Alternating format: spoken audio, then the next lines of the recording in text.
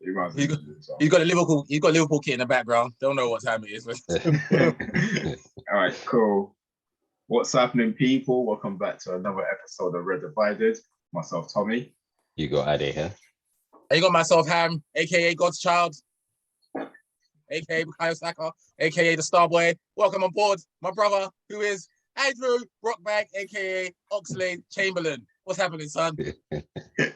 Yeah, I'm the well, you all know me by now. It's true. They say I'm the reluctant red today. Yeah, I'm a man of my word, so I'm here. So yeah, let's do it. I'm ready to face the medicine. Cool. To be honest, I'll start off with like a quick, small talk. How is everyone and all sorts? But I know Ham is itching to go, so buzzing. It's buzzing. It's buzzing to go. So we're just gonna go straight to the point and go to the game yesterday. Let's start with you, Drew. Just like going into the game, obviously you guys haven't been on form. What are your thoughts and like in terms of like the starting lineup? What did you want going into the game and just your general thoughts in terms of like Liverpool? Yeah, I mean, I didn't go into it with much expectations, to be honest. We've been playing that badly recently, and Arsenal are in really good form, so I didn't expect much, if I'm honest. We played midweek versus Rangers in the Champions League, and it wasn't bad actually. It was the first time we had just a nice, comfortable 2-0. Had a slight formation change, so I wanted us to stick with that. And to be fair to Klopp, he did. So I was pleased to see that because that was probably one of the few games we've had some control in the game. But obviously the standard of the opposition is a lot different, Rangers compared to Arsenal. So yeah, going into the game, I was quite happy with the lineup. I probably would have gone with Fabinho over Henderson, but he was very reluctant to drop Henderson. So that's probably the one change I would have made. But other than that, I was quite happy to see us go with the formation change that did well in the previous game. Cool.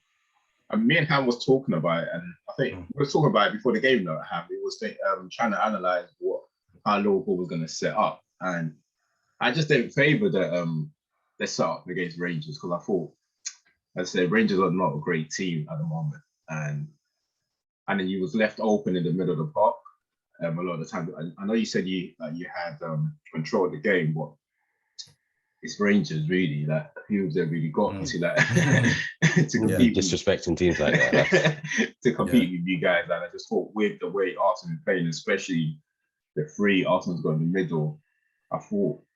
This is why I said to Ham anyway, just you guys are pretty much setting yourself up to fail if you went with the same formation. And hey, you did. Yeah, I don't know, but I just think we played so badly playing the other way. It's something. It was time to try something new. And I thought we're conceding goals anyway, so why not put all the strikers on the pitch and try and outscore them? Something different. So yeah, for me, I was just like, yeah, why not give it a go? It didn't work in, but there was some good spells in the game. But something I probably, for me personally, would think we should probably stick with for a while until let's see if things change. But yeah. And what are you saying about the game? And talk about Liverpool's starting lineup too. Yeah, I think when we had a good conversation. I think we was going back and forth as to whether or not Klopp would stick with the formation against Rangers, or respect us and play three in the middle. I think my only thing was if he does play the 4-4-2 or the Jota behind, if it's 4-4-1-1, however you want to call it, it's empty in their midfield, and we got three in there, and our three is really highly functioning this season, isn't it? So it'd be 3 against 2. So I didn't know if he would, but obviously he got some joy out of it. So he's gonna go, well, we beat Rangers, we played okay. I'm gonna like Drew said, we were playing 4-3-3, we're not playing well, so let's try something different, innit? But I'm not gonna lie, when me and T said, I said he could go with that, but I'm not gonna be like, I'd probably be surprised if he does because he empties the midfield. However, in saying that, what I thought didn't actually go to plan. I don't know if you probably do agree, Drew, but I thought you guys were much better than us in the first half, like much better. Yeah. And we had 3 in there, but you might as well say, remember I said before that there's people that play football and there's footballers. So when I was watching that middle of the park, there was 5 midfielders in there. 4 of them, well, I'm going to take Odegaard out because that through ball was beautiful, so I'm not going to cuss him. But Partey, Xhaka, and Henderson, they just came to play football in the first half. Thiago Alcantara is a fucking footballer. Yeah. That first 45 minutes, was a masterclass of how you should play in midfield. 1 touch, 2 touch, knocking it around the corner, beating people. And I'm looking at the game and I'm upset because I'm thinking we've got 3 in there and we can't get close to 1 because Jordan Henderson is a non-entity. He's just there. He's just there. He just went. Like I said, I love Jordan, but I know his limitations in it. Jordan's just there. So I thought, bro, like we scored our goal and it's a good goal, lovely goal. Odegaard through ball, Martinelli. The ball literally just said put me in the back of the net. But other than that, from there on to our second goal, I thought it was all you guys, and you must have been watching that thinking, this is the best we played all season. Like, why is it taking us this long? I don't know. You can jump into it. Yeah, no. After that, after about 10 minutes to about up to you scored really. Yeah. We, like I said, we took charge of the game, playing good football, controlling the ball, and just going back to your point about putting 2 in against 3. When you got someone like Thiago, he's probably one of the few players that you can trust in that situation because he's that good. Like you said, that as long as you protect him and just give him the football, then you know he's going to take care of it. But it was just and that's what that was, I suppose, the most disappointing part because, you know, after another terrible start, you know, we got ourselves back into the game, yeah. Playing really well away from home, and you're thinking, okay, cool, we're building towards something, and then again, you're starting back from square one again with more stupid errors at the back. The next thing you know, you're going in half-time 2-1 down. I remember scratching my head at half-time, like how are we losing this game? You know, when you're playing big games, you know, against the bigger teams, the better teams, the thing is, you know, for me, is get the basics right. Because, you know, any mistakes can be punished because, you know, they're capable of scoring a good team goal or a bit of magic can happen from good players. So the last thing you want to do is give away cheap goals. And that's what I felt we did. And it just ruined what was actually probably one of our better performances this season. And then again, starting the second half on the back foot, and we're just constantly chasing games. And that's, I think, half the reason we're in the situation we're in, because we're never in a position where you feel comfortable. We're always 1-0 down or, you know, chasing the game. And it's just always putting that pressure on ourselves to keep, you know, going back to the well and asking players to put in a superhuman effort again and again. So yeah, it's just one of those things. But yeah, no, it was a good first half performance. First half was good. I think for us, I'm watching that game thinking exactly after the tea, thinking exactly how I felt when we played Tottenham in the first half in the North London derby, thinking let's just get to half time 1-1 and let Arteta get the boys in and whip them into shape and put in a second half performance, which is exactly what we done against Tottenham. The second half performance blew them out the way. And obviously I wasn't expecting us to put on that performance again against you guys because of how much respect I got for Liverpool. But the second half performance was probably better than the Tottenham. It was brilliant. It was absolutely brilliant in the second half. Compared to the 45 minutes where we did nothing, the second half, I thought Thomas Partey was an absolute animal. And I don't know whether Arteta's told him off or something at half time or something, yeah, but he won every second ball, every first ball, protected everything, played forward all the time, and everyone else just done their job and came to the party. It was like the first 45 minutes, he wasn't at the party, other than my 2 wide boys we'll get onto later. It's like everyone else wasn't at the party, so we were just happy to be hanging on. Like we weren't happy we scored early and happy to just be in the game. And the 2-1 kind of like flattered us, but I'm sure that made Arteta think, cool, you guys aren't playing great, but it's 2-1. Wow. Home, you have to play football. Because if you noticed, Drew, we never tried to play out from the back in the first half. I don't know if you noticed that. So that's what the respect we give for you guys press. As soon as Ramsdale got it, he's ushering the defense up and we just go in long and playing off the seconds. Yeah. Because every time we did try to play out from the back, Saliba's getting the ball's getting cut from Saliba, Partey's giving the ball away. So he must have scrapped that. The second half, I don't know what they drank, what bananas they ate, whatever happens. Just, I need that bottled up for the next 31 or however many games, and we're going to win the league. Okay? I said it. We're going to win the league. If we play like that, second half up. I need to make a reckless statement like that. We're going to win the league if we play like that every game. But yeah, but that performance for me was, because Liverpool, we haven't done anything against you guys in the last couple of years since you guys have had Klopp. But that performance in the second half, plus the 3-2, plus the goals, I can ask for nothing more. Because like I said, I didn't see Ramsdale in the second half, other than you guys goal. I didn't see Ramsdale, and that's credit. That's credit to the manager, and obviously to the players implementing the manager's instructions. Yeah, that's why I got to give some credit to Arsenal, because you showed I suppose a mental toughness and a resilience that you haven't had versus us for years. Like, you know, when we got back into the game, and then we started dominating the game, I was like, okay, they've had their moment, and now they're going to shrink into their shells like usual, and then we're going to go win this thing. But you got the second goal, and even when we equalised, I didn't ever feel. Yeah, there was nothing. It was like, okay, we scored that goal, but I always felt like you didn't feel safe the whole game. You know, like I said, we were second best to and this is something that used to be our trademark. We were always the most hardworking team. You know, we pressed the hardest. We didn't give no one time on the ball, but we just seemed second best in that department. We were out battled in all areas of the pitch. Like I said, you got back on your game. You started playing past the ball around. I think because in the first half, I think it was something crazy. Like we had 70% of the ball. Yeah, there was one point was like 66. Yeah, to like 30 something. And then the second half, it was definitely that reduced. But more importantly, you were getting the ball in the dangerous areas of the pitch. Yeah, we flipped it. Yeah. You know, making the most of the ball, getting it into the channel. I mean, like Martinelli had an amazing game. He just looked dangerous every time he had the ball. Sakwa in a different kind of way, but on the other side as well. And you were just, you know, that space in between in the channels between the fullbacks was just open all game for you guys, and you exploited it. And yeah, you got the rewards in the end. So yeah, got to give some credit to Arsenal because they showed something that I haven't seen from them for a long time versus us. That will to come back and give us a game. I think got to give some credit there for that. And what are you saying? Is there anything that stood out for you in the game that Ham or Drew haven't pointed out? Well, I'm not even sure. It was a good game though, but I think last week when we spoke, I was like, I expect Liverpool to improve, but I think this game was too early for them. Definitely.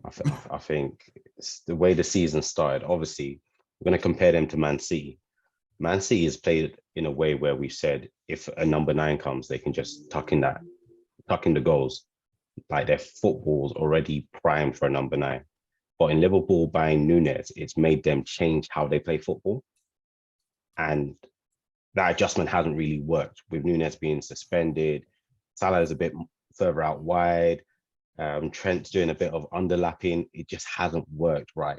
And obviously, I know Klopp is going to try and change that, but where that's been your fix or your aim from the summer, and you drill that into it, it doesn't quite work. So hopefully they'll fix up.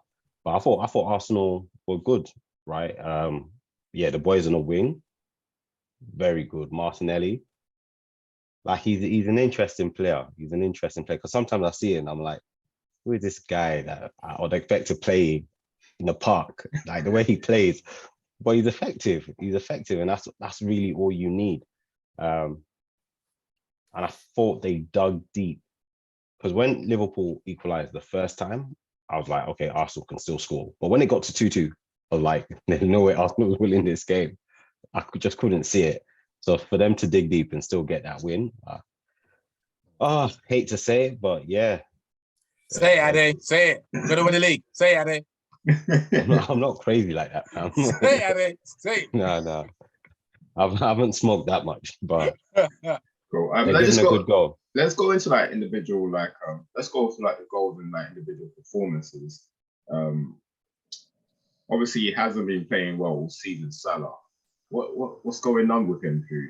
Tomiyasu. That's what's going wrong with him. Tomiyasu. You know what? To be fair to Tomiyasu, he did have a great game, but I do think we're having an issue with, as a team, with identity this season. A bit. Ade, you touched on it a little, where you said, we've got Núñez in. You were sort of at the beginning, we're kind of introducing him off the bench as like an impact player, and then when he was coming on, we're playing Diaz and Salah as more like traditional wingers, and they're kind of supplying him. But then it's like, when we're not getting results, we're chopping and changing. Sometimes he uses him, other times he's put Jota up there when he's playing back. It's like we can't decide what we're going to be. But the one who's suffering the most, I feel, from that is Salah. He's just, so many games, he's just not in dangerous positions. He's playing like, he's on the touchline, hugging the touchline, far away from the goal. Where defense is not struggling, he's trying to do for his bit for the team and getting back and helping out. So I think he's working hard, but he's just not in, like, I don't think us as a team are putting him in the positions where he's effective, where he's been one of the best players in the league for like 4 or 5 years. Why have we decided to change that formula of how we use him? I just have no idea what the thinking is behind it. And now obviously his confidence is starting to suffer. But I think how you look at, I think I saw the stats yesterday. I think he had 1 shot. He's got to be taking shots, getting in the box. Mm-hmm. He's in the wrong place all the time. It doesn't make any sense to me. That's the one thing we definitely got to rectify, is that how we get Salah back in to play in the positions that we need him in the way it's dangerous in the pitch. But his expected assist right now is higher than his expected goals, which is not a thing for Salah. Actually, as a creator, yeah, as a creator, he's actually played quite well. But you know, when you see Salah, you're expecting a goal every other game or something. You know, so it's kind of like, it's all wrong there at the moment. In the long term, how do you fare that? Because I think one of the key things going into the season, one of the reasons why I was saying that I don't think Liverpool is going to be anywhere close to C is because obviously you're missing Mane, and then the point I was trying to make is who's going to make up for Mane's goal. Diaz is coming in. I know Diaz is a great player, but is he ready to score that amount of goals? What, 15, 20 goals a season in competition that Mane is gonna? And then now, in order to accommodate Núñez, you're taking now you didn't only take away Mane's goal, you're now taking goals away from Salah. So is it worth that whole because personally, as I said, I don't think Núñez is that good. That is a good player, don't get me wrong, still early days, but from the qualities he shows, I don't think his worth is that type of player that you should be giving all of this up for. I suppose that's what remains to be seen. For me now, we're at the point where, you know, the league season's pretty much, you know, we're not going to challenge for the title. So you need to integrate him into the team. We've been using him sort of like, you know, well, I think that suspension set him back massively because he was actually doing okay up to that point. Came off the bench versus Fulham, scored, got an assist. He came off the bench in the Charity Shield, had a good game. And then the first start was his Palace and he had that moment of madness. And then since then, you know, then we've kind of reverted back to the old way of attacking. But I think now, you know, you spent the money on him, you've just got to make it work. So for me, you've got to persist with him. You know, whether that's going to be a bit of painful for a while, we'll see. But for me, it can still work because, you know, we had a system before where kind of originally when it was Firmino, Mane and Salah, where Firmino dropped deep and they came in and they ran in behind and scored the goals. Yeah. And so Firmino sort of sacrificed himself. Whereas now you've got a number 9. So they've got to find a way of making that work. Now, Diaz is less of a goal scorer than the other two. So if he's happy to play as the more traditional winger, fine. But for me, Salah's your biggest goal threat still, and he's your main man. So you can't sideline him. So that's Klopp's job now, is to find a way to make that free work. Or you still got Jota there as well. So you've got 4 options, 5 options. He's still got Firmino there as well. He's scoring goals. So it's not like he's got to find a solution and just say, okay, how do I get a front three that's my first choice that's going to work for me? But for me, you spent all that money on Núñez, you need to find a way to make it work. And to be fair to the guy, like I said, when he's actually had some decent minutes on the pitch, I don't think he's done that badly. I know he's getting a lot of stick online, but if you look at his minutes, he hasn't actually played that much. And I thought versus Arsenal yesterday, I thought he played well. Yeah, he had a good game. What is I like about him? Yeah, his movement is excellent. He's very lively. He's always on the last shoulder, all that sort of stuff. But we just got to try and play him into form and see what happens from here. I think we were talking about that's probably like him stretching those centre backs is probably what was going to help you yesterday. Because the last thing you want is them guys got Saliba and Gabriel. If you're playing right in front of them, it's probably a lot easier for them, right? But if someone's stretching them, well, then it allows the wingers to make their diagonal runs. But as you said, Salah couldn't make those runs anymore, and you're not getting it from Diaz. So yeah. And Diaz is out for 6 to 8 weeks, Drew. Yeah, knee. Are you trying to run this? I believe you said that with a smile. Why are you saying that with a smile? Yeah, I saw that one today. I'm just happy it's not a me problem, and it's a Drew problem. Yeah, I saw that he's missing the World Cup. Being one of their best players as well. So they didn't qualify, but he's not going to be back until after the World Cup. Sorry, that's what I meant. Sorry about it. Yeah, he's not going to be back until after the World Cup. What about Trent? Has there been any news on Trent? I don't. I was kind of curious because I remember I was watching. Do you think he's taking it? Me and my friend was talking about it. Sorry, it's funny earlier, because he's saying that the tackle happened earlier on in the game and he continued playing. So, do you think he took him off because of his performance, or do you think it's because it is possible because despite him playing long, their drilling and could have got him through the first half. You know what I mean? Yeah, I mean, my first thought was because to be fair, I was surprised he got up. I was surprised he got up. Like that looked really bad. I was actually worried that second hour because the way he was rolling as well, and I was like, oh, he's broken his ankle or something. But he got up and played, so I was like, okay. But then apparently they said he rolled his ankle, so it was a precautionary one. But he wasn't playing well as well, so it's probably one of those ones. Okay, he's not playing that good, so why push him? Why force it? That's my kind of feeling. He's kind of like, a bit of both. He's having a bad game. He's got a slight injury. Just get him out of there, sort of thing. So, and to be fair, Gomez played a lot. Gomez, 100%. I was gonna say that. Gomez done all right. Right back. I'm saying. I was expecting to see James, but I was expecting to see Millie. I wanted to see. I wanted to see Martinelli. I wanted to see Martinelli against Millie, bro. Listen, after what Anthony Gordon did in the derby, I don't think you'll be seeing Milner at fullback anytime soon. Drew, when I saw that Trent was coming, I was like, "Yo, where's Milner?" I was rubbing my eyes. Did I see Joe Gomez? He ain't that good anymore, bro. Oh god, yeah. If Milner came on, it would have been a massacre. Trust me. Well, what are you saying about Trent? He's been getting a lot of stick for his performance. Obviously, I think I was telling Ham this earlier on. The thing with Trent is that I don't think anyone, I personally have never heard anyone criticizing Trent for what he can do going forward. He's probably one of the best in the world. He's better than a lot of attackers going forward. Like even players that should be wingers are probably better than them. But I feel like people likes to, as soon as he does something well, scores a goal, scores a free, he make a brilliant pass, all of a sudden people start to complain about, start trying to negate for why is he not going? Yeah, but why that's is he not not the going? thing people are complaining about. Yeah, people don't. Yeah, people like. I don't think people are complaining about what Trent does moving forward. I think there's enough evidence now to show that the guy can't really defend. And I think I was speaking to I was hearing Rio's the Fiverr podcast, and Rio was basically saying, look, he's been so used to going onto the pitch thinking how I'm going to impact the game going forward. He needs to like take a step back and just work on a defensive game. Like he should just start like thinking about how I'm going to defend and what I'm going to do to better myself defensively.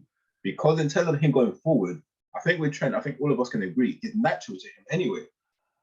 More or less like he's better on the board than a lot of like attackers that we know. So him getting into those positions and what we're going forward, I don't think it's natural to him. He will always get into those kind of positions. I think it's time that he take a step. And the guy is still young, but as I said, it's evident for me anyway. Personally, it's evidence enough like that he needs help defensively because the decision he made yesterday was criminal. What was he thinking? For the second goal, yeah. For the second goal, yeah. Like, what are you? Like, it was just Eric Bailly.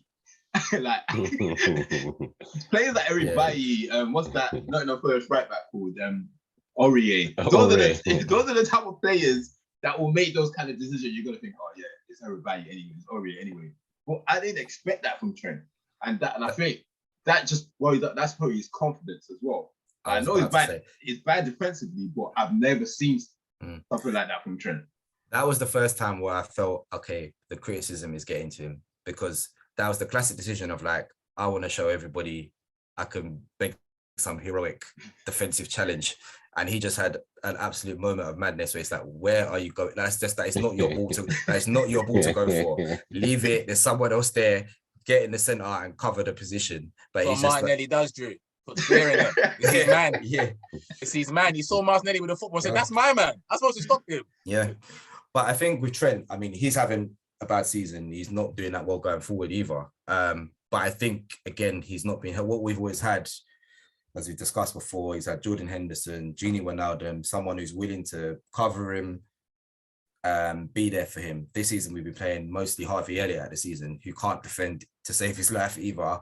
So you've got two guys who are not very strong defensively. You don't have his usual cover. So he's getting exposed when he goes forward. And then also we've been we haven't done it last week. At the start of the season, I don't even know how to describe what we were doing, but Trent, I was seeing this time where Trent was like getting in the number 10 position. He's in the box. Like we're trying this thing where we're trying to get him further up. It's what the inverted. Yeah, and that's manager's instruction. Yeah, that's Gaffer's job. And I'm like, Trent is great from wide positions or, quite deep positions, pinging balls into the box or whatever it is. He's not like a skillful guy. He's not a number 10. You know what I mean? He's like, this is not what I want to see. He ain't João Cancelo. He ain't going to beat no one. And then we're going up back again to talk about taking up, we said about Núñez or others taking Salah's space. Trent was doing it as well. It's like, I want Salah in that position. I don't want to see. So that means he's even further out because now he's got Núñez and he's got Trent. So you're right. 100%. And then you've got a young kid behind him who can't cover him. And then when Henderson's played there, he looks like his legs are shot. So he's not covering him either. So it's like, he's playing badly, but his usual protection isn't there. Because I don't think Trent he's never going to be a great defender, but he's competent for me anyway. Like when he's playing well, he could do enough. Probably not in the air. I'd say he's terrible in the air, but like with, one-on-one defending, he could do enough. And it was more than made up for it by what he does going forward. But at the moment, it's a combination of Klopp is not helping him at all. His confidence is now completely gone. And now he's got to the point where he's just making rash, stupid decisions, trying to, I don't know, be something that he's not. So yeah, I actually think it's the time now he probably needs to sit on the bench because it's just like... Oh, you reckon? Not for long, but maybe like a game just to get his head right or something. Joe Gomez could do I'd happily take a steady Joe Gomez 6 out of 10 performance in the next game. What's your just have steady Eddie? Yeah, man, steady Eddie, man. But sometimes you need it, right? Because obviously Trent scored that goal the other day, he's raising his arms wide, thinking, I'm proving something. You're not proving nothing because it's still not the thing that we're saying you need to improve on. And then the very next game, you start making mistakes. So sometimes, once they get out, I definitely felt at the start of the season, there was an attitude thing where he's like approaching games like, I'm a playmaker, which he is in our team. Yeah, he is though. He is though. But you still play right back. Do you know what I mean? It's I expect a certain level of the defensive discipline, which just hasn't been there. So yeah, he needs to put his finger out because he can do a lot better than what he's doing. Because he is like one of the most talented players we've got. But I don't know. I just felt yesterday it definitely felt like his head had gone. Yeah. I think you're right though. I think Klopp's got to take a huge responsibility. He's got to take aspect of that accountability anyway, because he's obviously instructing him to go into the box and then as much as I watch the game and I can see it, but sometimes you need someone to point it out for you. As you and Adi are saying it now, like I'm beginning to like visualize a lot of your games and noticing, bro, like I saw that. I saw Trent going into the box and I see Salah on the wing, and it just didn't make sense to me at the time. Because even last week, I was still trying to I think I was arguing with Adi saying, no, I feel like they're still playing pretty much the same. But that's why I was like, we don't have the time this week. Let's do it next week. Yeah. So, but now you guys are right though. Like now that you say it, I'm sure like you're gonna get a lot of listeners that probably be in the same shoes as me that might not notice it, but as you guys are breaking it down, I think okay. Yeah. But you know what I still don't like about that, because you look at Man City, that Sergio Gomez guy that they bought. From watching him at youth level, my guy used to play as a number 10. Oh, really? But now they're using him as a left back. Like Zinchenko. And his brain, and his brain is saying left back. So no matter what, like they're telling you what to do, ultimately you still know you're the right back, right? That protection's not there. You have to adjust your game a little bit. But there's sometimes even when he runs back, there's no thought to it. Like he'll miss the ball, and it's like, okay, I've missed the ball now. I'm just gonna chill for a bit. By the time he turns around, the ball's in the back of the net. He needs to show a bit more. Waiting for someone to bail him out. I mean, someone else's job. I mean, you might have seen a few weeks ago, Klopp did a press conference defending him. Basically, he was saying, "Look, he's just following my instructions." Basically, that's what Klopp was saying. Which I think there's some truth to that, but definitely, regardless of his following instructions, he's still got a job to do, and he needs to concentrate more, because I think, there's a few times where if you see we're basically being targeted on that right side now, where that. But you've been targeted for a long while now, right? So that's where a lot of teams get their goals from. Like, so, and as you said before, it's easier to accommodate for it because you have Anderson, you had a lot like Fabinho and all of that just cleans up. But now, sorry, go on. No, I was gonna say you're right, but now the rest of the team is out of form as well. So it's like, who's like the whole defense is just an absolute shambles right now. It's just you're looking at players that I can't believe these are like, what, 4 months ago we were in a Champions League final, and I'm looking at guys yesterday like Joel Matip, who I've been praising. He's one of my favorite players at the club. But yesterday he was just like a giraffe, just gangly, falling all over the place. That last Arsenal goal before the penalty, we had about 9 chances to clear it. Yeah, I saw that. It was like, that's embarrassing. I saw that thinking, I thought I was watching Man United in disguise. Honestly, that's how bad it was. The individual errors have been horrific. I think crazy. The last play that before they got the penalty, I can imagine see like Martinez, Varane, or some like what's the name, Dalot trying to clear a ball like that, and all of them just was struggling. I think what's going on here? That's us all over. So poor. Literally. When I saw that, thinking like, you guys have literally hit panic attack. Even Van Dijk, the strongest defender in the world of what is even looks vulnerable now. But I don't want to blame him because I feel like there's a lot more responsibility on his shoulders than he's ever had, really. So everyone's getting exposed from all over the place. He's finding himself a lot more isolated. And when your confidence is low, you start overthinking things. So I can't really blame him, man. So yeah. If I was a Liverpool fan or in Liverpool right now, and I saw Trent at a coffee shop or at Shisha on a Friday night, I just walk up to him and give him a big hug. It's going to be all right. Martinelli is going to do that to 99 out of 100 right backs. Yeah? He's going to do that to world-class right backs. He's going to do that to medium-level right backs. Martinelli smoked him last season when you lot beat us, but smoked him all game. I know you remember the game, Drew. Martinelli smoked Trent all game last season. He's come off after 45 minutes this season, yeah? And like I said, Martinelli is going to do that to many. He's 21 years old. He's going to do this to right backs for the next 10 years. Yeah, there's no shame getting done by Martinelli. Like you said, he's a good player. I remember saying this last year when people said, "Oh, Trent got cooked by Martinelli." I'm like, "Well, it's Martinelli. It's Martinelli. Is he not a good player? Like, do you know what I mean? Yeah. He's going to beat him from time to time. But where the difference is this year is like, Trent was having a good season, but this is like, this has been 4 or 5 weeks of this now, where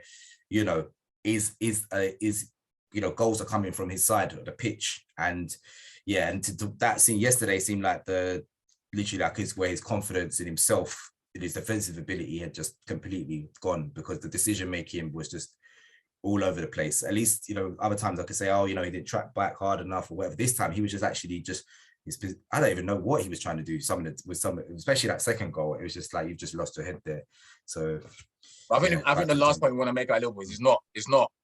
There's a multitude of things going on in it. It's not just Trent is playing bad. He's not. He can't compare. Trent is bad. It's Van Dijk isn't at the peak level that he was before. Like you mentioned, Jordan Henderson looks like he's lost his legs. For some reason, I don't understand why Fabinho isn't the first name on the team sheet, because that gives you the base to solidify. He's been shit too, though. He's been shit as well. Robertson's what, injured or not injured? Or he ain't. I see Timishak playing a lot more games, and Saka was effing him up in the first 15 minutes yesterday as well. There's a multitude of problems with you guys, but like you said, what would you say is your target now, though? Like, obviously, you're not gonna win the league no more. For the season, you ain't coming second because that's been occupied by us. So what's happened? What's the goal for the season? You got a realistically, you got to say it's top 4 now. Top 4, maybe a Champions League. I mean, the cups, so the Champions League, you don't know. Champions League, so we've got the strongest. Well, we got battered by Napoli though, away from home, but that's nothing new there. But I think, it's top 4 at this point. I think the thing is, it's still early enough that we could get it together. Definitely. And I still think Arsenal are playing well. Spurs are getting results. They played awful football, but they get results. Chelsea's, it's going to be harder, but I still think, if we could fix this in the next 4 to 6 weeks, maybe after the World Cup, we could come second. Second, fourth. Hey. But, okay, cool. But I mean, I don't think we're not going to compete for the title. So it's just about coming top 4 and trying to win something else now for me. Because if we don't sort it out soon, even there'll be questions about top 4, because you can't keep playing like this forever. We've probably got a few more weeks of bad results, and then after that you're going to be out of the race. So things have got to change soon. And you need top 4 if you want Jude in the summer, bro. Jude ain't coming to a team that's not playing Champions League football.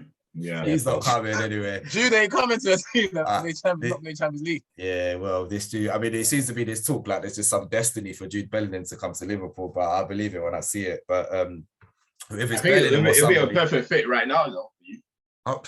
I would Bellingham. We was meant to get Tchouaméni and he joined Real Madrid.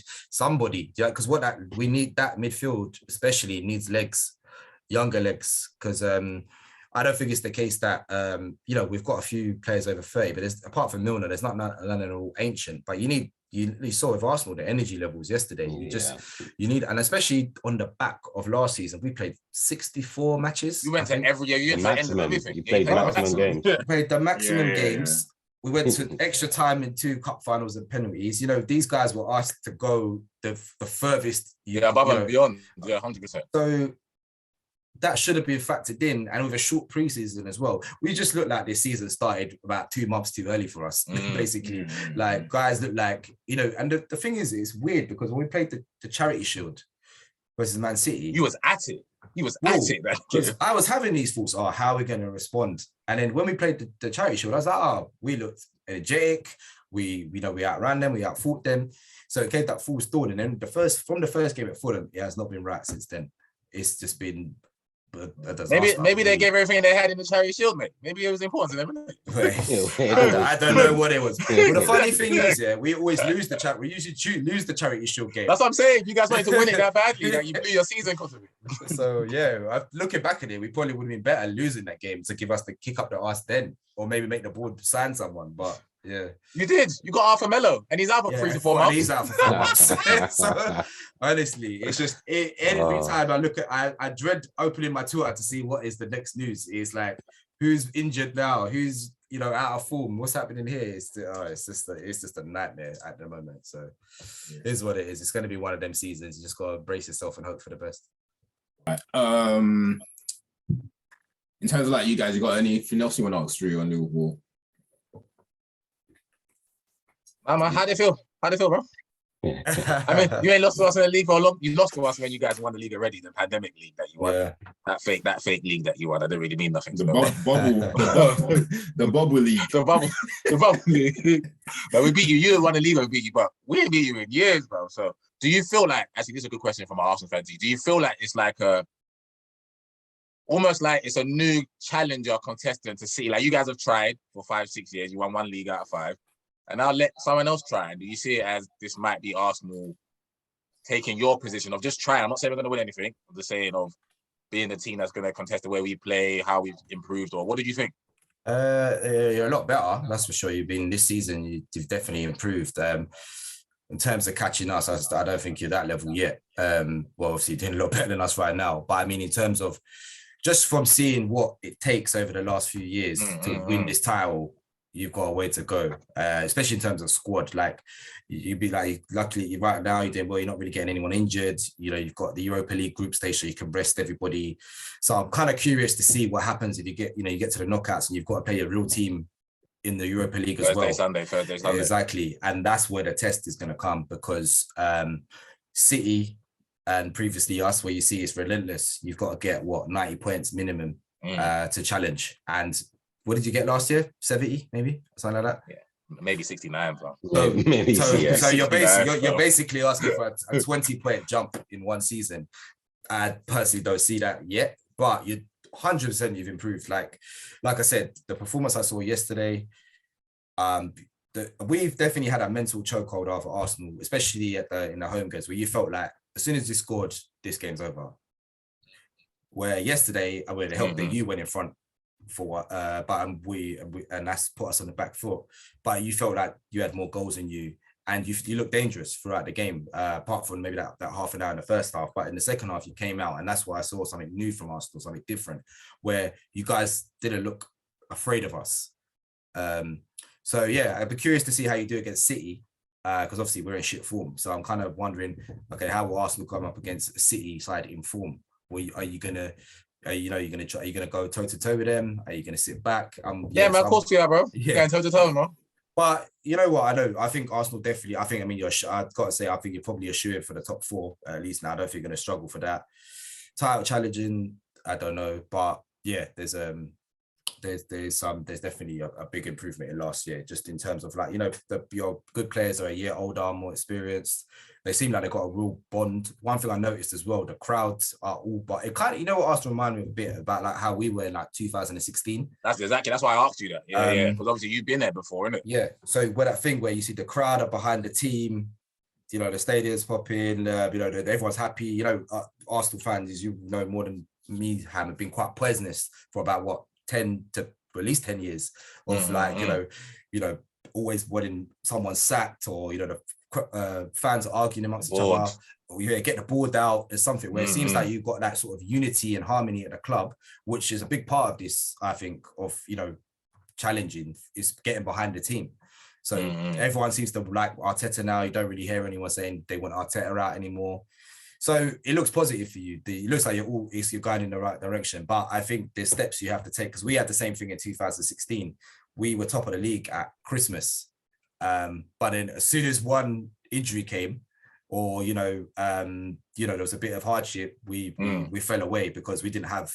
It took a couple of years to get, you know, the extra players that you needed to go all the way. So yeah, but you're in the right direction. So yeah, that's what I would say there. Yeah, love it. Yeah, I would say though, I don't want to miss over this. I don't know if because he's going to talk about this later, but I was kind of keen to get your thoughts on those. There was two big decisions yesterday, that did have a big effect of the game. There was we didn't get a penalty for the Gabriel, what I thought was a handball, and then the Thiago, was it Thiago who? Yeah, Thiago and Jesus.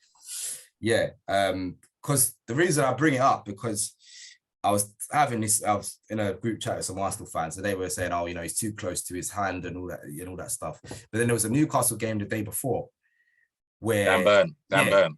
Where I he don't know nothing about it. Yeah, and I'm like, they've given that, and then I thought this one was a lot clearer, and they haven't given it. And then literally about 2 minutes later, I think Luis Diaz handles the ball and he gives the handball. And I'm like, we've talked about this before, referee consistency. I was just like, I couldn't understand that. But I thought, at the time, I was like, you know what? It's one of them games, big game. They're not giving the slight calls. But then later on, when, you know, it's quite a minuscule touch in the box, he's given a penalty. And I'm like, I don't know. I found that very confusing. I'm not taking away from Arsenal. We deserve to win the game, but I did think those were two poor decisions, I thought. But you know, it is what it is. But yeah, just wanted to get that in there. We've won now, so I can give you my honest opinion. We've won, okay, sitting pretty at the top. So I'm speaking from a position of power. So I can honestly admit that when I saw the Gabriel one, I honestly, I didn't see it as the game was going on. Obviously, you invested in the game. It goes off for a throw, so I just thought it's a throw, and I understand why are they looking at anything. Then when I see the slow mo, I'm like, oh shit! I told Tom today. As soon as I saw the slow mo, I was like, yeah, they're gonna tell Mike to come over and give the pen because his hand is out of a natural. Like I think that rule's silly anyway, because we've all played football. What's a natural position? I'm running. What's natural about how I'm running and moving my hands? It's a silly decision. I think handballs would just be deliberate or not deliberate, end of. But when I did see that, I did think, I was literally bracing myself for. It's another Gabriel error. It's another Gabriel thing. It's a penalty, and Salah's going to score it. And he's not in my fantasy team, so F that. But Salah's going to score the pen. But he didn't give it. And I was like, oh, shit, they didn't give it. Cool. We got away with one. That's how I saw it. But the Jesus one, I'm not going to lie to you. I thought it was a pen all day long. And I look at penalties now. I look at football as that if Saliba does that to Haaland, am I going to go mad if Man City get a penalty? Or if Saliba does that to Ronaldo, am I going to go mad? I'm not. Because he does kick Ronaldo. Or he does kick the striker who's about to control, and Jesus is about to control and shoot. So I don't care what you say. If I get hit in the box, do you play midfield? And you're an attacking midfielder. You're going onto something, and someone hits you from behind. Bro, you're screaming pen. I play football with you. I know you're screaming pen. Yeah. No, I think I was more upset about the handball. I think the reason I could see, I thought it was a soft penalty, but I could see why it's given. But the reason I was upset, I was like, you're giving one 50-50 decision, and the other one, which I thought was more 100%. I agree. I think they were both pens. I think they were both pens. In the letter of the law, they were both pens, didn't it? And obviously your Liverpool fan, you're gonna be pissed you didn't get it. But I'm over the moon. We won 3-2. We move on, mate. Nothing happened. Nothing went wrong. I think that was both pens, bro. Because I didn't watch the game live, so when I actually watched when I was watching the highlights, the first thing in my mind when I saw the Gabriel handball, I was like, oh, did Salah miss a penalty? Literally, because I thought, is it based on like the letter of the law? That's a pen, right? And when he didn't give it, I was like, you know what? I don't understand this rule no more. Like, let's just forget it. That's what I'm saying. It's dumb, bro. It's dumb. Because I saw it. I remember at the time, you're watching the game, you know what? I'm being biased. It's my team. But I thought, let me watch it again today. Clear head where I don't care anymore. And I was looking at it again. I was like, I can't see anything else how it can't be a penalty. And then I saw the Newcastle one afterwards. And I was like, it's like we say referee consistency. Like, how can you give one and not the other? It just doesn't make any sense. Yeah, but that Newcastle guy needs to trim his limbs though. That bird's like 6'6", big man. He needs to foul them down because that bird's like Frankenstein. That bird's like Frankenstein, bro. He's like Frankenstein. Nah, you see. No, definitely. Like, I think the Jesus one's a penny as well. And I think the Gabriel one's a penny. I think both I would have hated it. Yeah, I would have hated to give it, but Jesus' one was a penalty. Yeah. Ian Wright didn't think it was. Ian Wright didn't think, I know. Because their whole argument was if there's contact, it doesn't necessarily mean it's a pen. But I'm saying in that shooting motion or that motion, that contact is enough. And the more I watched it, the more I thought it was a penalty. And especially like you're coming from behind as well. There's no way like you can come from behind and then hit, stop him from kicking the ball.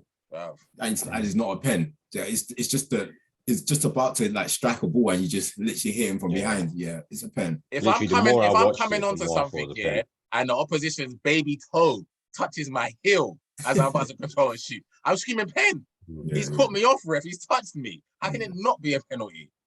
Yeah, no, it's a pen.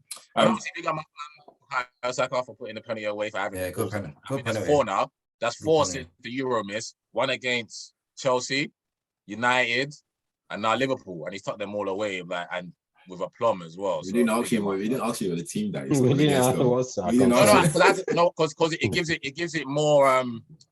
It's like if he scored against Brighton or Bournemouth or something, it's a pen, he scored it. But he's taking big penalties against big teams and big games. I was going to say, to be fair to him, that kind of England miss. That England miss has been the making of him, because that could have been a thing where I'm never taking a penalty again. Never taking a pen again, but he actually was like, you saw it when I can't remember who the first penalty was, but it was one of them ones you saw. He picked up the ball when he had that, that look on the face of like, I'm rectifying this, So fair play to him. It's a big moment because this is a statement win for Arsenal, because as we've been talking about, Arsenal haven't beaten. Everyone keeps saying they haven't beaten anybody. So this is, and especially us, where we've been the team that, even worse than I think us and Man City have been giving you some really big thrashings in recent years. Yeah. We getting Arsenal.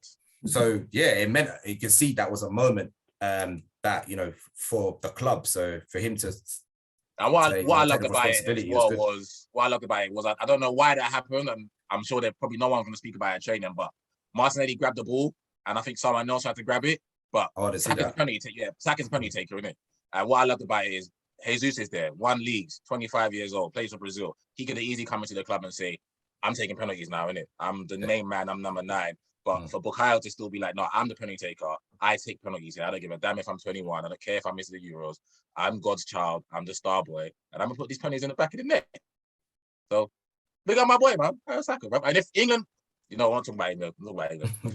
That upsets me. That upsets me to my soul. That upsets me to my soul that people still look at Bukayo Saka as he should be a left wing back, or he should be the first. Like, that upsets me to my soul, because the boy is such a good football player, bro. But I just wanted to throw that in there, that he scored penalties against United, Chelsea, and Liverpool. Cool. Just one last one, Drew, before we move on. Just give me your first Liverpool starting 11. Wait, you got to ask him. Tom, you got to ask him properly. What, on current form, or just everyone's playing well. Forget form. Yeah, if everyone's playing well. Everyone's playing well. Yeah. Oh right, I thought he was going to say for the next game or something. No, not for the next game. Yeah. I'd say our best lineup. And what formation would you prefer to? So I'd probably still play the 4-3-3. If everyone was formed like they were at the end of last season, so it'd be Alisson, Trent. Probably still give Matip just ahead of Konate. Van Dijk, Robertson, Thiago, Fabinho. For me, it's Naby Keita when he's fit. I'm about to say, Drew. We have this conversation all the time, bro. When he's fit. But I mean, if you look up, most of our best performances when it was them 3 or when one of them 3 played. Yeah. But anyway, when he's there, and then Diaz. Oh, this is the tough one. So yeah, Diaz and Salah, and I can't decide. Do you know what? Just because I want Nunes has to play for me, because I need to find out. Has to play. Exactly. I need to find out if he's shit or average. See, Tom? He has to play. He has to play. He has to play. Because we're at the point now. You know what is it? I hate when a new signing comes and he doesn't get a game, and then I'm like, put him in and let him play. Let me find out what he's on. Let me see what he's on.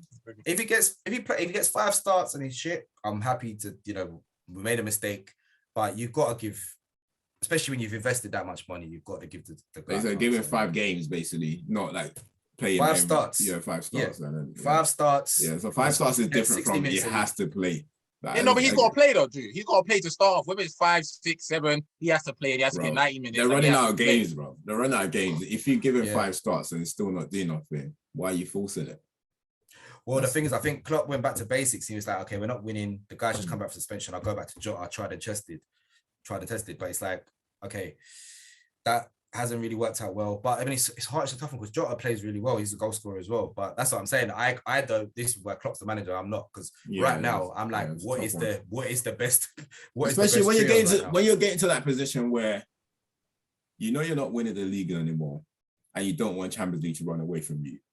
You have to find something that's gonna work. You don't have time to start trying out shit. I was like, okay, let me. He has to play. Yes, bro. If we get now, it's still all right because no one's playing well. So it's given now. Like you can play, see what you can do. But if you're getting to that stage where the league's already got away from you, I think we can all agree with that. But Champions League, if Champions League's getting away from you, then he has to revert back to what he knows. And that might not work either. Yeah, no, but at least, but it's worked for him in that the past, might not work either. Well, this is the thing. I think Klopp, as much as all the players are taking the criticism, I think Klopp has been as bad as the players this year. I don't think he knows how he want to play. He can't decide. We're changing it constantly. Nothing's, every time he changes, tries something new, it doesn't work. So I think this is a test of him now as well, to be like, okay, I've got to get this team going again. I've got to find something new. We've got to, because, as well as it's still early enough that we can salvage it, but it can't go on like this forever. It will get away from you if you don't fix it soon. So I think it's still early. I agree. Like, and I was telling him, obviously it's not the same case, but you got to bear in mind he was 14 points behind City last season. So it's still very early. And knowing Liverpool from that past experience is that once you get some sort of momentum, you definitely know how to keep it going. So it's still a long. If we can come third in the league with Reece Williams and Nat Phillips at the back, anything is possible. so I'm like, I've still got my hopes up I still think we're going to make the top 4. All right, cool. All right, let's just move on to our team. Thank God we won, because it wouldn't be nice, man. I wanted to dedicate this whole show to Liverpool, to be honest with you. So, only needs to be a quick 5 minutes. Yeah, we don't need time. No, you don't put any spotlight on us, bro. There's no glamour. There's no glamour here. Don't be like Sky. We're just churning our results over there. We ain't playing good. We're churning our results. So, we're like Drew. They're like the production factory. You just go like this. Just keep. Ain't nothing pretty here. No frills. Just keep churning out products. Yeah, bro. I just want us to go under the radar. Don't want anyone to talk about us. No top 4, nothing. Just leave us in like 6th place. Leave us there. That's what we're heading for the at the end of the season. So yeah. And then what you saying about the game? To be fair, like I said that I was out with the missus, so I didn't get to watch the full game, but I did watch like the extended highlight, and we was pretty good in the first half. I know we Everton went ahead, but I thought we were pretty good in the first half because we created chances, and when Ronaldo came on, you can see he was so happy. Martial got injured. Me and Ham was talking about this. You can literally see him grinning. You can see him grinning. As Martial was coming up, he didn't give a damn. He was just smiling, like, just come on. Come on. I've been waiting for an opportunity, and to be fair to him, he did well in it. I thought Casemiro did all right, but he needs to realize you're in the Premier League. You're not going to have as much time on the ball as you did in in the Spanish league because he's getting caught on the ball far too many times now. Not as much yesterday, but he still got caught on the ball. And the first goal, to be fair, I didn't think Anthony should have given the ball back anyway. But now that he did get the ball back, you're not going to get as much time. So, but despite that, he misplaced the ball a couple of times after that too. But I thought he played well. But we're just getting the result. That Real Madrid privilege. Yeah. I think Ozil had the same thing when he joined Arsenal. Because if you watch in the Liga, if you're Barcelona or a Real Madrid player, someone gives you a little nudge, they just drop on the floor, and the referees are running over to blow the whistle. Yeah, exactly. And when they go to another team, they're like, "What's going on? Like, where's the what happened? Where's the stop the game? I can see his face. He's literally looking at the ref like, "No, he's looking up straight. You're not in that white top anymore." So well, hopefully, the more games we play, the better it gets in the United colours.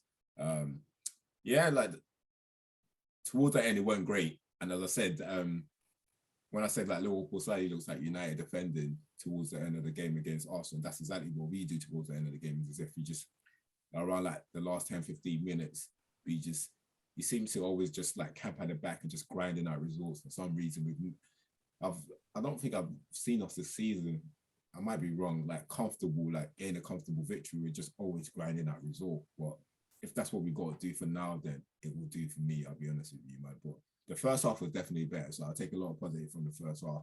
And hopefully we can start extending that, because I think at the beginning of the season, I think me and Adi were saying we were having moments. And from that moment, it turned into like 5 minutes. And this is the first time we've actually had a good like first half. So hopefully like we keep increasing that, keep getting better. And I think the midfielders can do better. Like Everton didn't have a great game yesterday. Bruno, he's just been quiet the last couple of games anyway. So he definitely needs to get better, Bruno, because I feel like he's the one that can potentially drop out that three in the middle. If once Eric Ten Hag gets like his own way of playing right, I think Bruno potentially could be the one that moves out of that. What are your thoughts? What are you saying out there about the game? Boy, so I didn't watch it live as well. I was out, so I watched the highlights, and obviously I was keeping tabs on the game while I was out. But I think when I was watching the highlights, just like headline opinions or views, for me, I didn't really care what was happening in the game. I just wanted us to win. We just got a battering, need to get back to winning ways, first thing and foremost, before it becomes a cycle. I thought we played well, as you said, in the first half. I actually thought Everton played well as well. Or maybe that's just our level. So it wasn't a good game. It wasn't a good game. Actually, I was like, maybe that's just our level. They look like, from the highlights, they look like they're putting passes together as well. So maybe it's just one of those things that we found the people that are similar to us. But obviously, because the thing is, Anthony scores three goals in 3 games, but he hasn't excited me. Yeah, definitely. And I think he hasn't excited me. I think and the problem might be because I compare him to Rafinha. Same time. And I just don't. Rafinha ain't scoring shit in Barcelona, bro. Yeah, no, but the way he plays. But I'm gonna take a winger that's scoring every game and not playing well for a winger that excites me. I don't score. Obviously, that's the highlight for me, right? Because I haven't like really rated him, but he's getting the goals. So now he's got that little bit of benefit of the doubt for me. So I'll watch out for him and give him a bit more time. What else happened in the game? Ronaldo got his 700th goal, bro. Iwobi's goal was dirty. The crisp, Ronaldo's finish was crisp as well, though. Like Ronaldo's finish, Iwobi's goal was dirty. Ronaldo's goal was crisp. Casemiro, I looked at him. As much as people said he played well, all I kept thinking was, how much can we buy Onana for? This Onana guy, how much can we buy him for? I was the only thing that was crossing my mind. He didn't have a good game. I was like, they're both in the middle of the pitch, but I'm like, with the highlights they're showing me, this guy, he's trying. He missed a few chances though. But yeah, it was just one of those ones. We got the result, the football. I'm still giving him time, right? Get a bit of time to get the football right. World Cup, half of our players won't go because we're shit like that anyway. So we can do a bit more training and we'll see how it goes from there. But yeah, I came here to talk about you guys. When do you guys think you'll start seeing more of like the football that Ten Hag was brought into play? Because that's the thing, I suppose, I suppose he tried to play that at the beginning. He had 2 bad defeats, and then he's kind of like gone, you know. It's Ole. I said it last week. I said we're basically playing against the big teams. We play like Ole. We've just gone back. Potentially be towards the end of the season. Might even be next season. In all honesty, yeah, I think he might just be pragmatic. Well. Yeah, I think it's going to be next season because it depends on like the how many more players is allowed to bring in January. So I think in his head, he probably realized that a lot of this players he can't play how he wants with a lot of the players that he's got in the team. So I think if not the end of the season, as Ade said, then I think for me anyway, I'm getting my mind geared for next season because that's another two more transfer windows. You have January, then you have like the summer, then you have a whole pre-season as well. So come start next season, hopefully you hope that needs to be seeing something. Yeah, and I think it's the same thing that Ham says. It's like there are people that play football and they're footballers, right? And you need footballers to implement certain types of football, right? And that's where the issue is. Like you can be a good player that gets stats and all of that stuff, but your play building up to the goals might not be there, and that just hinders a lot. So I think that's where our biggest issue might be. I think you guys have still got, like you said, to play the way Ten Hag wants to play. There's a lot of players that you don't have a lot of players that he needs. I mean, like, look at a goalkeeper. Like these days, you want to play that way, you got to have a goalkeeper who can use his feet, and you don't even have that starting point. It's like there's a way to go. Yeah, it's still a way to go. The more players it gets in, then hopefully we start to see a lot more of how he wants what. I'm not like, as I said, we have a lot of fans just buckle up and just ride out. Yeah, we're here for the ride. Like this one, I'm sat back. There's no every week hyper. As long as we don't start. I just don't really want the embarrassment of like the City last week. That's what I don't really want. I don't mind us getting beaten by the top teams, like especially away from home. Like I don't mind that. But just don't. Obviously, of course, I want this negative goal difference. I'm not a fan of negative goal difference at this stage of the season, though. That thing really gets to me. I'm not gonna lie. We'll be joining you on that next week. Don't worry. Y'all getting a hiding. Y'all getting a hiding. Son. That shit gonna be like 4-1. I'm not looking forward to that one. I have to say. Cool. Just on the United game quickly, because I actually watched the game. I actually thought United were good yesterday. Drew, you watched the game, man? I watched the first half. Yeah, no, I watched the whole game. I actually thought United were good. But it was his goal. And it's one of them ones, a classic case of where United good or where Everton bad, because Everton offered very much of nothing until when they brought Dom on and they put crosses into the box and United looked a bit shaky and United done well to resist it. And they threw Pickford up there and, caused a bit of havoc from the corner to there. But United actually, like, they look, especially first half, they look good. Yeah, and should have another goal as well. That Rashford goal, I have no idea what that was. It was silly. Yeah, silly. But I thought United were good. I thought Casemiro was proper good. That was good. It's good that he got a start and he wasn't given like chicken feed minutes, 30 minutes here, 10 minutes here, see how to win. It was good that he got a start. And for me personally, I'm happy that he got caught on the ball for the goal as well. Because then for him, it's a classic case of there you go. It's a classic. To be fair, you play midfield as well, Drew. That's a criminal ball. Anthony shouldn't give it back to him there.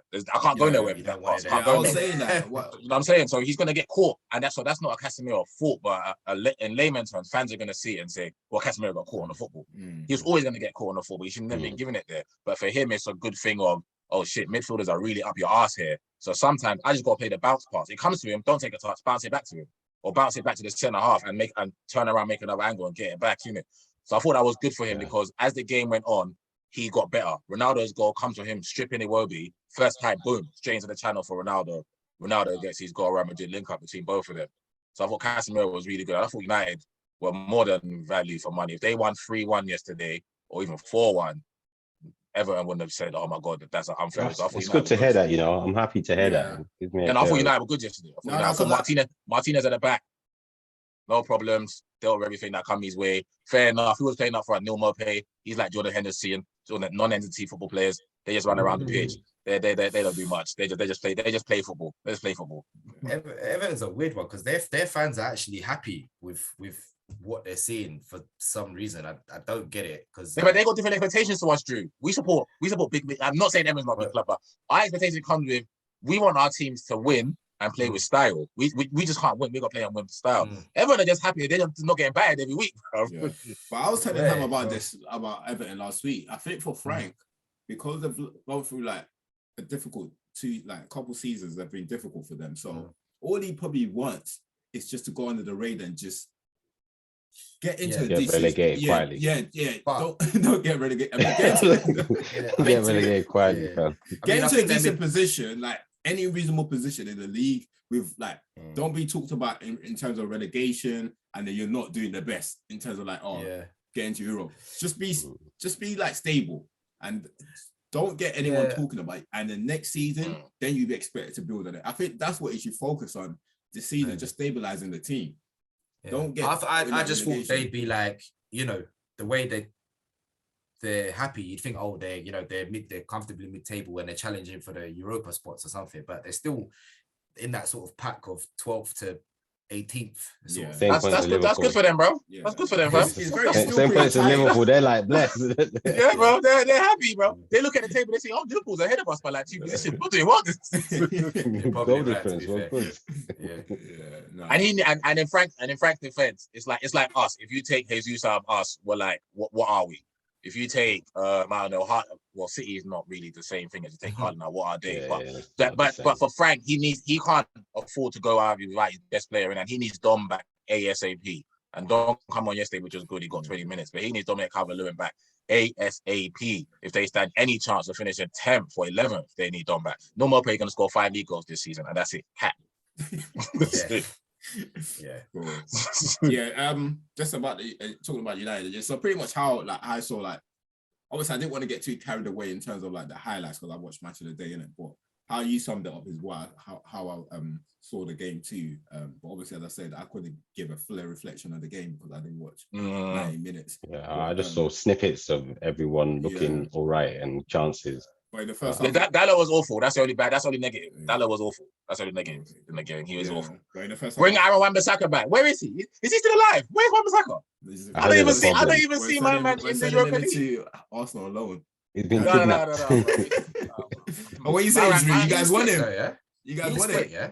I don't know. That's what I'm saying, Drew. Where is he? Where is he? I don't give a damn. No, I think he's injured. Yeah, I don't give a damn. Whether it's injury or he's not available. Talking about Wan-Bissaka, you get really good reports of about our is it Lade in QPR, our right back. Apparently he's doing one that's on loan, yeah.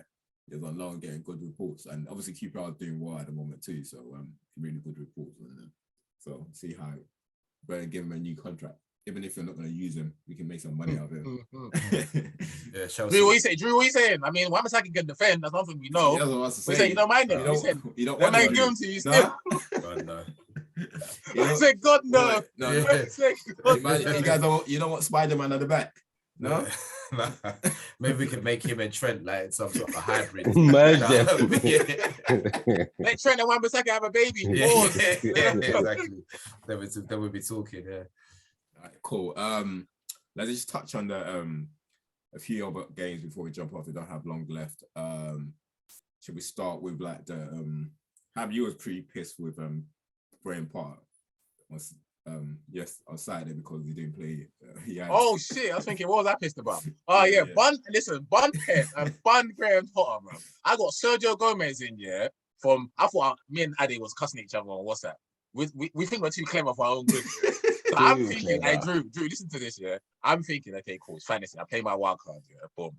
So I'm thinking to myself, Agent Ham here, yeah, boom. Kyle Walker is out, abductor injury.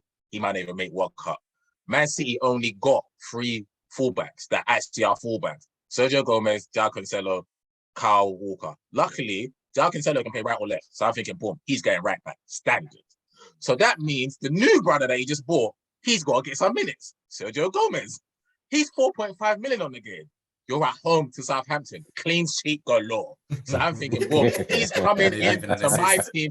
You see how I thought 4 or 5 things before I got there? And I'm thinking, in layman terms, everyone that's playing fantasy not going to think like that. So I'm thinking, no one's going to get Sergio. I'm going to get his clean sheets. Everyone's going to have João Cancelo cancel their points out. Reece is at home to Wolves. Wolves can't score for toffee. You leave Wolves to play against 11 boys. That's under 11. Wolves won't score. So I'm saying Reece is gonna play. Reece is gonna get me clean sheet and maybe an assist. That's 12 points I've banked, bro. I'm on the phone to Tom. Yeah, I'm like, Tom. So the comments they starting from. He's made Akanji. He's made Manuel Akanji right back and Johnson left back. Then I go, all right, cool. It's not too bad. I got a sub. Let me see what Reece is doing. Fam, Reece ain't playing. He's playing off this cheek right wing back. Oh, for fuck's sake, bro. Fuck this, bro. Fuck this, bro. And to make matters worse, both teams got a clean sheet. 3-0 and 4-0. Yeah. And then they brought both my players on to get 1 point each. That's even worse when they bring them on. Yeah, no, that's even worse. But well done to Graham Potter. Lucky. I think that they beat AC Milan. They won. Potter ball looks like it's going well. So good luck to them. I was surprised actually. They're doing better than I thought. I thought they might have to go through some pain first, but I thought some pain first, but yeah. Happy for Graham Potter though, man. Cool. Yeah. Do you think he can sustain this though, Graham Potter? You know what? It's Chelsea, innit? You just don't. It doesn't take much for them to pull the trigger. I mean, I suppose they got a new owner, so it depends how patient he is. If he's willing to invest in this as a project and give him some time, because he's not going to win them a league or a Champions League in a year. Do you know what I mean? He needs time and his own players. So he might do. I mean, Tuchel done it. Graham might. Hey, Graham might. Tuchel was coming from Dortmund and PSG, and I mean, it's not impossible, but you know, he's like a one of those things where he's like an investment. If there's another club, you'd be like, okay. If he was like Arsenal or Liverpool, you'd be like, oh yeah, he's getting 3 years at least or something. But with Chelsea, you just don't know. If he comes fifth or something, they might just be like, see you later. Just pay. But because it's new owners, we don't have nothing to go off unless you follow what Todd Bowley does in America. We don't know what he's like with managers and whatnot, so we have no idea what he's going to do with Graham Potter if he has a rocky period. But I hope for Graham Potter's sake and for England's sake, I hope he does well. Not well that we don't win nothing, but well that it's okay. Well enough. Yeah. Well enough. Cool. Spurs, obviously Spurs, same old Spurs, don't play well. But they get the points. Funny enough, Both of you just shaking, nodding your head. No, funny enough, that first 45 minutes was the best I've seen them play this season. They were actually good against the Brighton side as well. They were actually good first half. Cool. So I give them that. It's like they just do enough, and then they play well in moments, don't they? Like, and when it's like they do enough. Yeah, bare minimum. Yeah, you know, the goal scorers. The funny thing is, sometimes I see them actually play good football, like they play out from the back from the goalkeeper. Yeah, they done on Saturday. They do it a few times. I'm like, you can do better than this, you know. You actually have to. But I feel like he just likes his players to suffer for some reason. Like I don't know what it is with him, and he just wants them to suffer for the whole game. And then just hit teams on the counter. I honestly don't know what it is. I still think he doesn't trust them, a lot of the players. You know, like it's almost that thing of, they started badly when he first went in there, and they went in badly, and it's always like it seems like they're like, you are not good enough. So I'm just gonna make it as simple for you as possible. You're right. Yeah, you're right. But he might have stumbled on something with the Basuma at the base with the two either side of him, Rodrigo Bentancur and Højbjerg, and then just go two up top with Son and Kane. Obviously, that's gonna upset Richarlison and Kulusevski if he comes back fit. And they can't get back into the team. But I thought they had much better control. That's why they played well in the first half because of the free in there. Basuma's going to keep it simple all day long. Yeah. Well, like I said, they got I like Bentancur, I like Basuma. They got players there. That's the thing. I think they've got players.